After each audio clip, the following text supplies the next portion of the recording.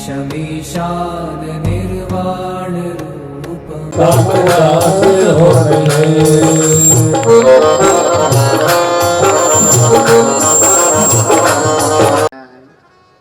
तब जगत के परमेश्वर दोनों शिवा शिव पुत्रों के विवाद सुनकर लौकिक लोकाचार का आश्रय लेते हैं।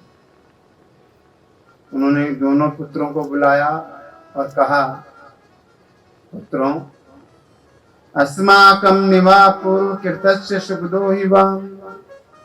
हमने पूरा एक नियम बना रखा है और उस नियम का जो पालन करेगा तो पहले उसका विवाह होगा।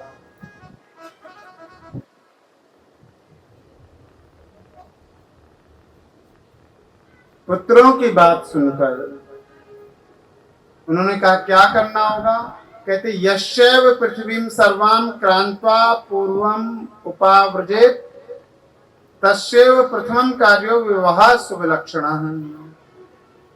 तुम दोनों भाइयों में जो पहले पृथ्वी की परिक्रमा करके आएगा उसी का विवाह हो जाएगा। माता पिता की यह बात सुनकर महाबली कुमार कार्तिकेय बड़ी शीघ्रता के साथ पृथ्वी की परिक्रमा करने के लिए घर से निकल पड़े, किंतु बुद्धि के दाता श्री गणेश जी वहीं बैठे रहे। वे अपनी बुद्धि से बारंबार विचार करने लगे, हमें क्या करना चाहिए, कहां जाऊं, कैसे जाऊं। मेरे लिए सबसे बड़ी पृथ्वी की परिक्रमा करना संभव नहीं है, क्योंकि कोस भर चलने के बाद मुझसे चला नहीं जाएगा। फिर पृथ्वी की परिक्रमा तो मेरे लिए बहुत बड़ी बात है, यदि परिक्रमा न करूं तो विवाह की समस्या है, इसलिए परंपरा का निर्वाह करना भी जरूरी है।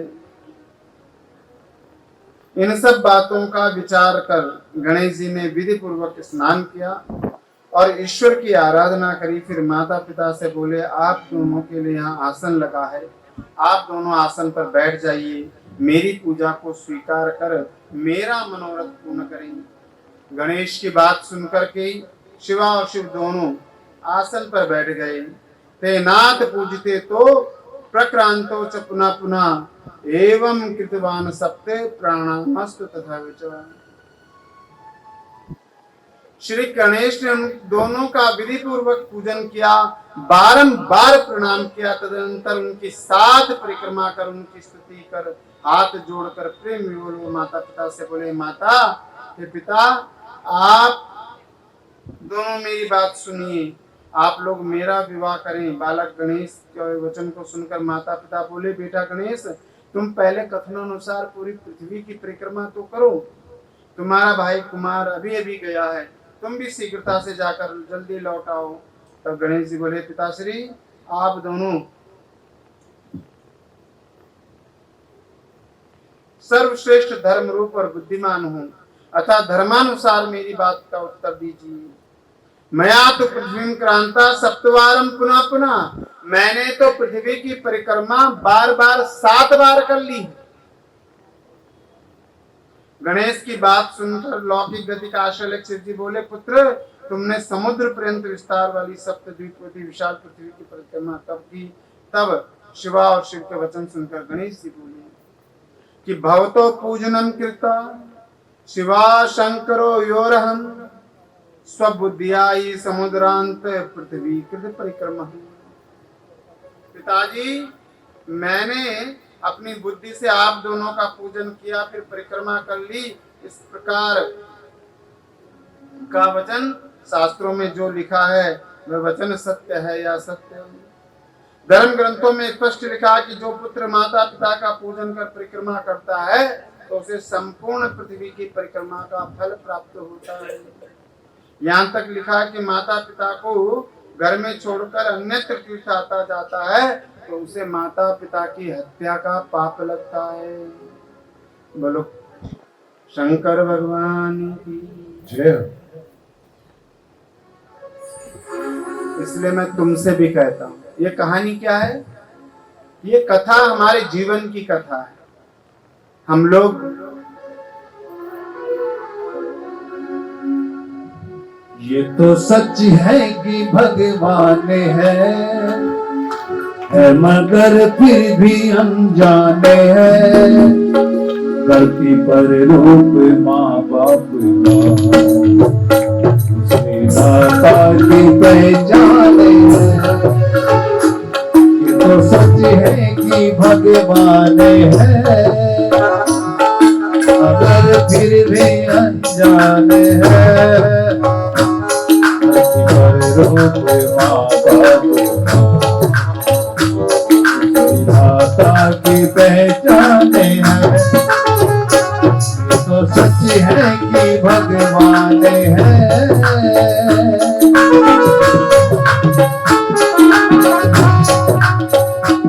जन्मदाता है जो नाम जिनसे मिला, हम कर जिनकी उंगली है बचपन जला। कांधे पर बैठ के जिनके देखा जहाँ, ज्ञान जिनसे मिला क्या बुरा क्या भला। उनके उपकार है क्या कहें, ये बताना ना आसान है, धरती पे रूप माँ बाप दाता की पहचान है। ये तो सच है कि भगवान है।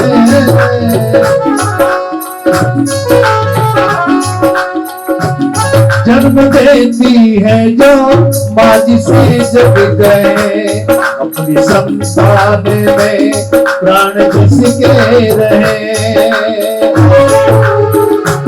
लोरिया होठों पर सबने बुनती नजर, जो वार दे हंस के हर तारी पहचान है। ये तो सच है कि भगवान है।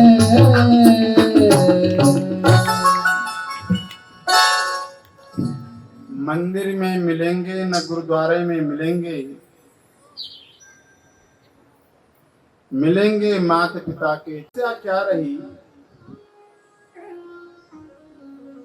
कि हम हमारी जो संतानें हैं उन्हें संस्कार विहीन धर्म विहीन शिक्षा दे रहे हैं, धर्म निरपेक्ष शिक्षा दे रहे हैं,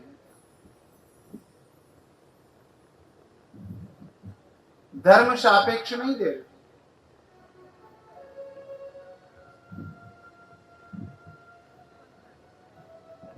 अब सरकार ने ऐसे नियम बना लिए, आप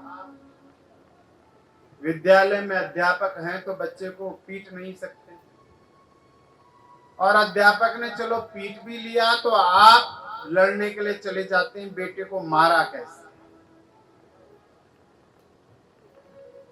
यह बड़ा दुखद है, आप पर बड़ी जिम्मेदारी है, क्योंकि ब्रह्मा के बाद सृजन केवल मातृशक्ति कर सकती है। इसीलिए स्त्री की बुद्धि को सप्तदा कहा है, 7 गुणी है पुरुष।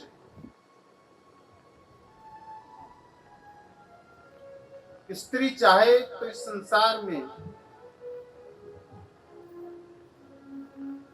प्रलय ला सकती है, स्त्री चाहे तो सृजन कर सकती है। मैंने बार बार कहा,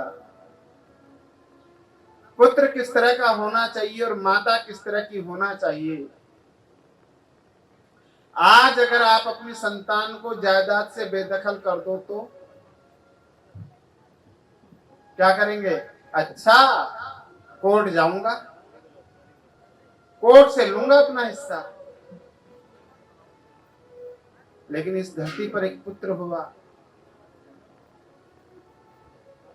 उसका राज्याभिषेक होना था। दूसरी माता थी, 3 माताएं थी।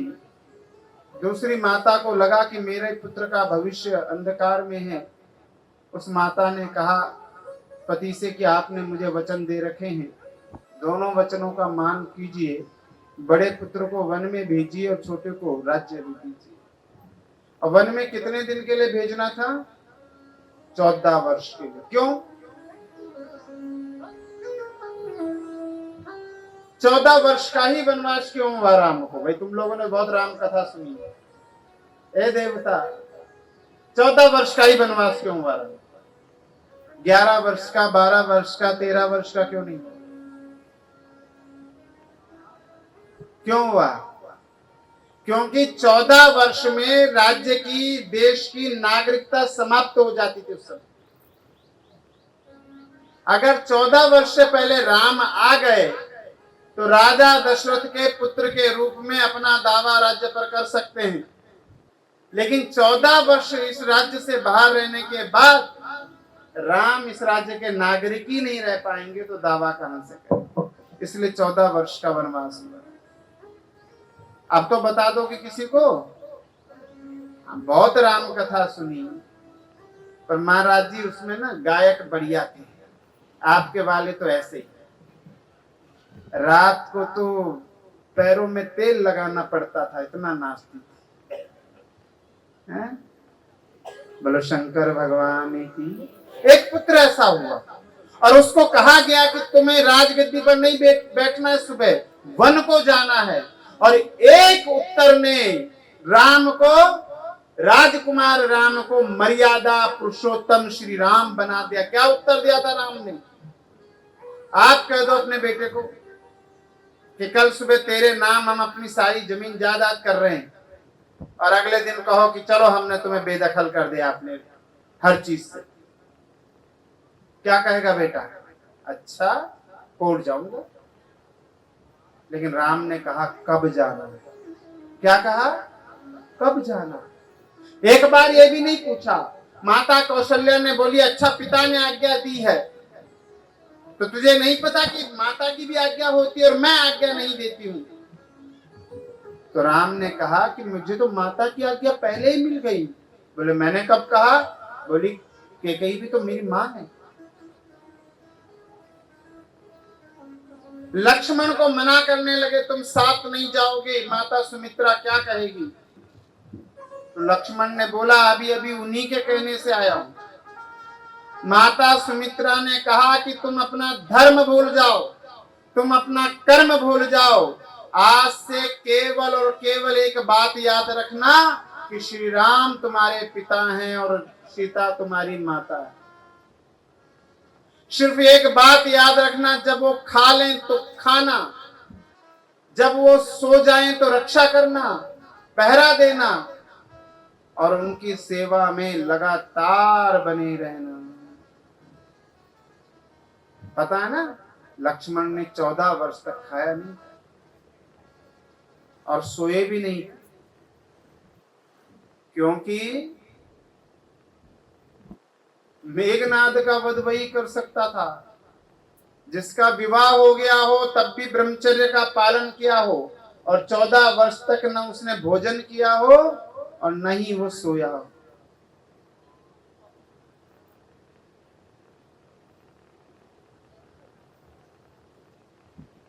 ये कैसे संभव है? तो विद्याएं थी। ब्रह्म ऋषि विश्वामित्र ने उन्हें एक विद्या दी थी, बला और अति बला।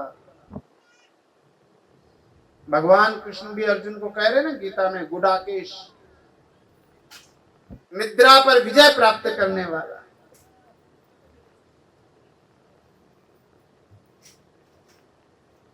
माता पिता की सेवा करी तो भीष्म पितामह को वरदान मिला पिता से, उन्हें किसी देवता से प्रदान नहीं मिला था कि जब चाहो तब मरोगे। उनके पिता ने वरदान दिया शांतनु ने कि तुम्हारे उससे मैं प्रसन्न हूं, तुम्हें वरदान देता हूं कि जब तक तुम्हारी इच्छा नहीं होगी तब तक मृत्यु भी तुम्हारे पास नहीं आएगी। बोलो शंकर भगवान की। इसलिए माता पिता की सेवा में। अच्छा एक बात पूछूं मैं सबसे, सच सच बताओगे? जैसे जैसे बेटे बहू तुम हो, कौन कौन चाहता है कि तुम्हें भी ऐसे ही बेटे बहू मिले? जैसे तुमने अपने सास ससुर की सेवा करी है, उनसे व्यवहार करे, वैसे ही तुम्हारे बेटे बहू भी करें तुमसे। बताओ। तो भैया तुम्हें कैसे सीता और राम जैसे मिलेंगे, पहले तुम्हें बनना पड़ेगा, उदाहरण देना पड़ेगा। घर में कुछ भी पहले बने, सास ससुर को समर्पित करो, वही तुम्हारे ईश्वर हैं। तीर्थ का अब हमारे यहाँ रिवाज है ना, एक रिवाज आता है जब बड़े बूढ़ों को कपड़े भी देते हैं, पैसे भी देते हैं, होता है ना। वो क्या थी, वो हमारी संस्कृति थी कि बड़े बूढ़ों के पास कभी वस्त्रों की कमी ना हो, कभी पैसों की कमी ना हो। तो आता ना कोई त्योहार आता है ऐसा, जब माताएं अपने ससुर को, अपने सास को वस्त्र देती हैं, पैसे देती हैं, खाने का बढ़िया सामान देती हैं। वह इसलिए होता है, कोई एक हमारी ऋषियों ने सोचा, उन्होंने कि कलयुग आएगा, हो सकता है न दे, लेकिन त्योहार के रूप में अगर देने लग गए तो भी बड़े बूढ़ों के पास कम से कम वस्त्रों की कमी तो नहीं होगी। कहीं आना जाना चाहें, धर्म का कार्य करना चाहें, तो धन की कमी तो नहीं होगी। इसलिए अपने सास ससुर के साथ वैसा ही व्यवहार करना जैसा तुम अपने लिए आगे भविष्य में चाहती हो। बोलो शंकर भगवान की। अपने अपने माता पिता की, गुरु को बहुत मानती हो ना, बहुत मानती हो। कितने गुरु होते हैं जीवन में?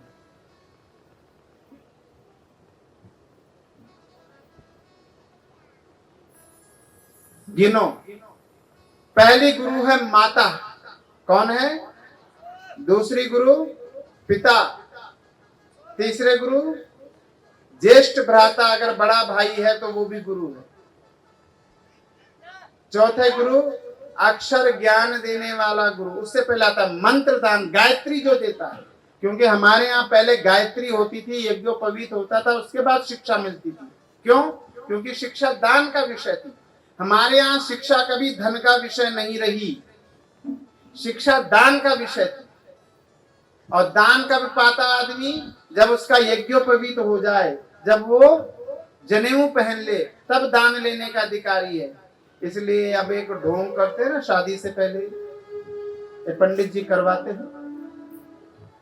लड़का धोती पहनेगा, धोती पहनने के बाद कहते हैं वो काशी जा रहा है जी पढ़ने के लिए, गायत्री लेता है, फिर काशी जा रहा है। फिर उसका मामा मना कर लाता है कि बेटे बहुत पढ़ लिख लिया, आप गृहस्थ में प्रवेश करेंगे। ये सब क्या है? ये परंपराएं तुम्हें याद दिलाती हैं कि तुम्हारी संस्कृति। आज संविधान चल रहा है, आज क्या चल रहा है? संविधान चल रहा है। संविधान कह रहा है शिक्षा बेची जा सकती है, शिक्षा खरीदी जा सकती है, लेकिन ये जो परंपराएं हैं, इन्होंने धर्म को जीवित रखा, और धर्म को जीवित रख करके ये आपको बताते हैं कि आपके कल्चर में, आपकी संस्कृति में विद्या को बेचा नहीं जाता है, विद्या दान रूप में प्राप्त होती है। यज्ञोपवीत देने वाला चौथा गुरु, मंत्र दान देने वाला, फिर अक्षर ज्ञान देने वाला, और फिर ये सारे गुरु जो होते हैं इस संसार के चक्र में फंसाते हैं, इस संसार चक्र से छुड़ाने वाला सदगुरु। तो गुरु को मानते हो तो गुरु की भी मानो।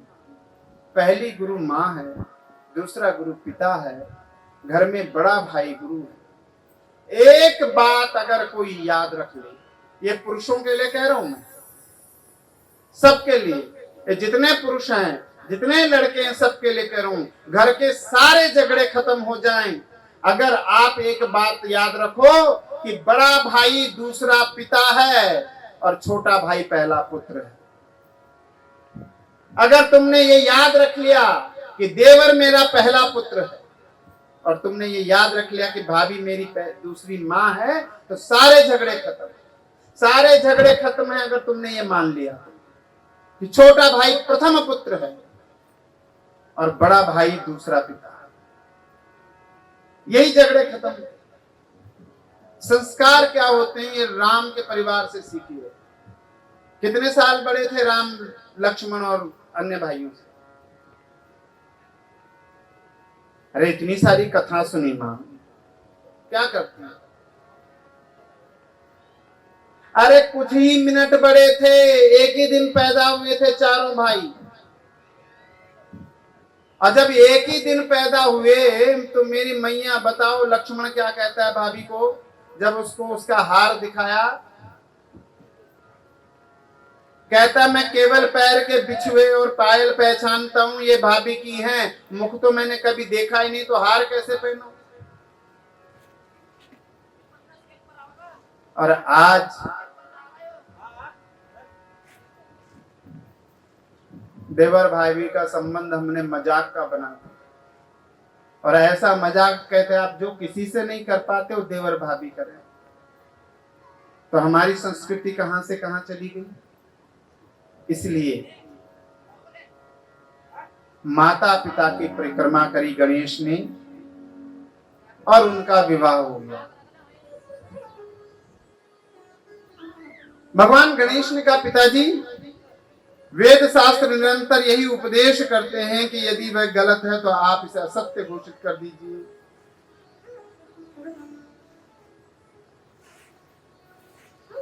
अपने पुत्र की विलक्षण बुद्धि को देखकर भगवान शिव प्रसन्न हो गए। उन्होंने कहा पुत्र गणेश,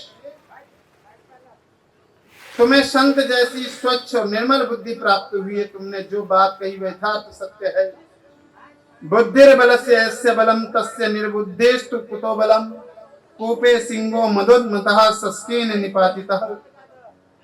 जिसके पास बुद्धि है उसके पास बल है, जो बुद्धिमान नहीं है उसे बल कहां से प्राप्त होगा। जैसे बुद्धि बल से खरगोश किसी मनोन्मत्त सिंह को कुएं में डालकर नष्ट कर दिया था। तो देश में पंचतंत्र में कथा आती है,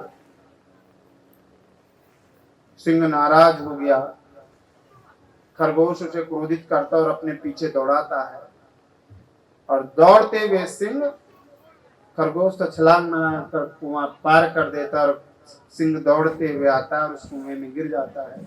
ऐसे ही हितोपदेश में कथा है जिसका यहाँ वर्णन किया है। सर्वगुण संपन्न, दिव्य रूप अत्यंत सुंदर है। उन्होंने पुत्रियों का विवाह किया। नारद जी की प्रेरणा से शिवा और शिव के पुत्र गणपति से उनका विवाह हो गया। सिद्धि के गर्भ से शुभ नाम का पुत्र हो गया जिसे क्षेम भी कहा गया। और रिद्धि के यहाँ से सुंदर पुत्र हुआ लाभ।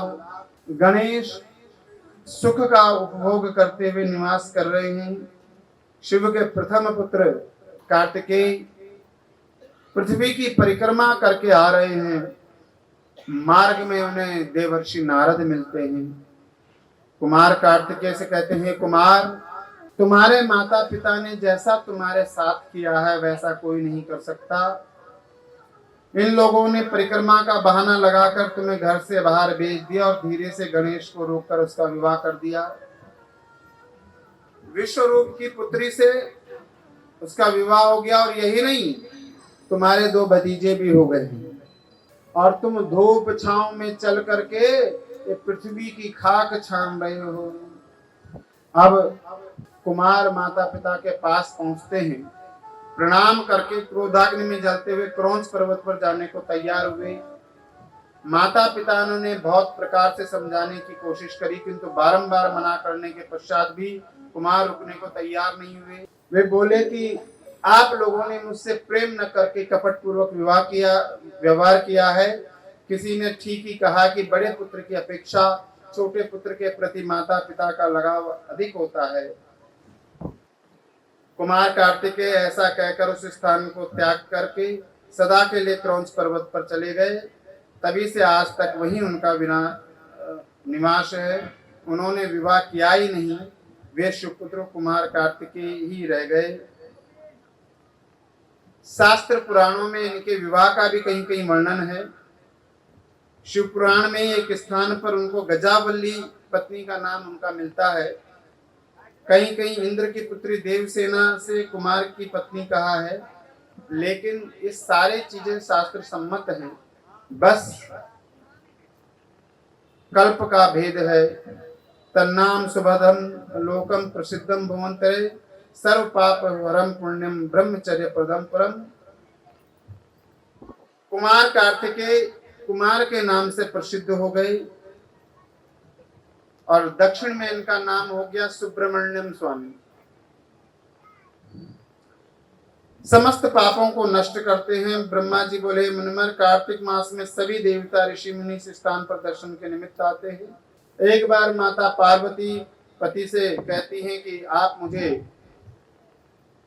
बड़े पुत्र के यहाँ पर लेके चलिए और भगवान अपनी प्राणेश्वरी को सुख देने के लिए वहां पर चले, क्रौंच पर्वत पर चले, जिसे पर आज भी शिव मल्लिकार्जुन रूप में, ज्योतिर्लिंग में रूप में कार्तिक को सुख देने के लिए वहां पर विराजमान हुए। बोलो मल्लिकार्जुन भगवान की। आज भी पार्वती सहित वहां भक्तों के मनोरथ पूर्ण करते हैं। हे मुने, जब कुमार ने अपने माता पिता को आया देखा तो विरक्त हो वहां से दूसरी जगह जाने को तैयार हुए। फिर तो देवताओं ऋषि मुनियों ने बहुत समझाया, प्रार्थना किया, यहाँ से कहीं मत जाओ। फिर भी कुमार ने किसी की नहीं सुने। वह स्थान से 3 योजन दूर जाकर निवास करने लगे। इतना कुछ होने के बाद भी दोनों शिव शिवा पुत्र स्नेह से विवल होकर प्रत्येक पर्व पर अपने पुत्र कुमार को देखने के लिए जाते हैं। अमावस्या दिने शंभु स्वयं गच्छति तत्र, पूर्णमासी दिने तत्र पार्वती गच्छति ध्रुवम। माता पिता ने नियम बना लिया कि अमावस्या को शिव और पूर्णमासी को शिवा यानी माँ पार्वती वहां रहती हैं। ब्रह्मा जी कहते हैं कि नारद, शिव और शिवा के पुत्र कार्तिकेय तथा गणेश का जो चरित्र तुमने पूछा था मैंने सब सुना दिया। इस कथा को सुनकर लोग समस्त कामनाओं को प्राप्त करते हैं।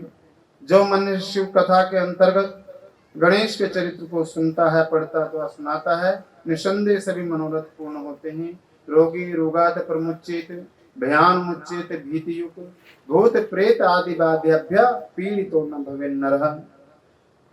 इसका पाठ करने से रोगी रोग से, भयभीत पुरुष भय से छुटकारा पा जाते हैं। इस प्रकार द्वितीय रुद्र संहिता का 4th खंड यहाँ पूर्ण होता है। और आज जो मिष्ठान का जो नियम है, यहाँ पर 56 भोग की व्यवस्था है, सब मिष्ठान मिलेगा। और अब हम एक भजन सुनते हैं। भजन के बाद कथा होगी, उसके बाद महाराज जी का आशीर्वचन होगा। तो सभी लोग शांत होकर सुने। बोलो शंकर भगवान। राजा रूप से जप ले नमः शिवाय, तेरा पल पल देता जाए मुख से नमः शिवाय, तेरा अवसर जाए मुख से जप ले, तेरा पल पल देता जाए मुख से जप ले नमः शिवाय, तेरा पल पल देता। ओम नमः शिवाय, ओम नमः शिवाय। ये सभी